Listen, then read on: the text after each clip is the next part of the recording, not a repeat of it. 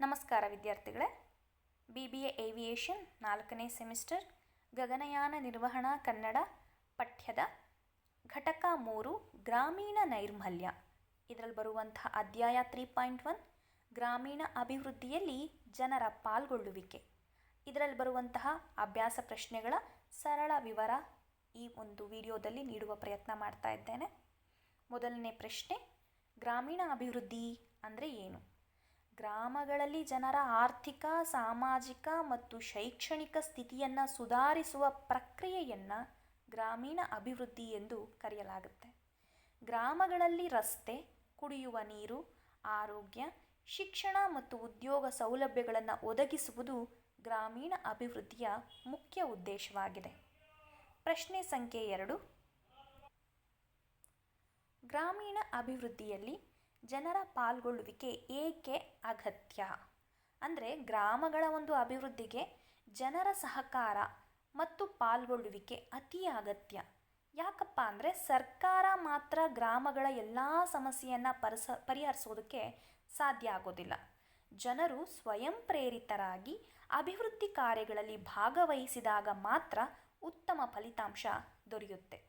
ಜನರ ಪಾಲ್ಗೊಳ್ಳುವಿಕೆಯಿಂದ ಸ್ವಚ್ಛತೆ, ಶಿಕ್ಷಣ, ಆರೋಗ್ಯ ಮತ್ತು ಪರಿಸರ ಸಂರಕ್ಷಣೆಯ ಕಾರ್ಯಗಳು ಯಶಸ್ವಿಯಾಗುತ್ತೆ.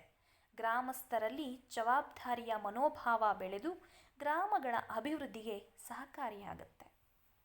ಪ್ರಶ್ನೆ ಸಂಖ್ಯೆ 3, ಗ್ರಾಮೀಣ ಅಭಿವೃದ್ಧಿಗೆ ಇರುವ ಅಡೆತಡೆಗಳನ್ನು ವಿವರಿಸಿ. ಇದನ್ನು ವಿವರವಾಗಿ ವಿವರಿಸಬೇಕಾಗುತ್ತೆ ನೀವು. ನಾನಿಲ್ಲಿ ಸರಳವಾಗಿ ಕೊಟ್ಟಿದ್ದೇನೆ, ಪರೀಕ್ಷೆಗೆ ಕೆಲವೇ ದಿನ ಉಳ್ಕೊಂಡಿರೋದ್ರಿಂದ. ಶಿಕ್ಷಣ, ಬಡತನ, ನಿರುದ್ಯೋಗ ಮತ್ತು ಮೂಢನಂಬಿಕೆಗಳು ಗ್ರಾಮೀಣ ಅಭಿವೃದ್ಧಿಗೆ ಪ್ರಮುಖ ಅಡೆತಡೆಗಳಾಗಿವೆ ಅಂತ ಹೇಳಬಹುದು. ಕೆಲವು ಗ್ರಾಮಗಳಲ್ಲಿ ಮೂಲಭೂತ ಸೌಲಭ್ಯಗಳ ಕೊರತೆ ಕೂಡ ಇದೆ. ಜನರಲ್ಲಿ ಜಾಗೃತಿಯ ಕೊರತೆ ಮತ್ತು ಸರ್ಕಾರದ ಯೋಜನೆಗಳ ಬಗ್ಗೆ ತಿಳುವಳಿಕೆ ಇಲ್ಲದೆ ಇರೋದ್ರಿಂದ ಅಭಿವೃದ್ಧಿಗೆ ತೊಂದರೆ ಆಗ್ತಾ ಇದೆ. ಭ್ರಷ್ಟಾಚಾರ ಮತ್ತು ರಾಜಕೀಯ ಹಸ್ತಕ್ಷೇಪದಿಂದ ಅಭಿವೃದ್ಧಿ ಕಾರ್ಯಗಳು ಕೂಡ ನಿಧಾನವಾಗ್ತಾ ಇದೆ. ಪ್ರಶ್ನೆ ಸಂಖ್ಯೆ 4, ಗ್ರಾಮೀಣ ಅಭಿವೃದ್ಧಿಯಲ್ಲಿ ಶಿಕ್ಷಣದ ಪಾತ್ರವನ್ನು ವಿವರಿಸಿ. ಶಿಕ್ಷಣ ಗ್ರಾಮೀಣ ಅಭಿವೃದ್ಧಿಯ ಒಂದು ಪ್ರಮುಖ ಆಧಾರ ಅಂತ ಹೇಳ್ಬೋದು. ಎಲ್ಲ ಅಭಿವೃದ್ಧಿಗೂ ಶಿಕ್ಷಣವೇ ಮೂಲ ಮಂತ್ರ ಎಂಬಂತೆ ಶಿಕ್ಷಣದಿಂದ ಜನರಲ್ಲಿ ಜಾಗೃತಿ ಮೂಡುತ್ತೆ. ಆರೋಗ್ಯ, ಸ್ವಚ್ಛತೆ ಮತ್ತು ಸಾಮಾಜಿಕ ಸಮಸ್ಯೆಗಳ ಬಗ್ಗೆ ಅರಿವು ಹೆಚ್ಚಾಗುತ್ತೆ.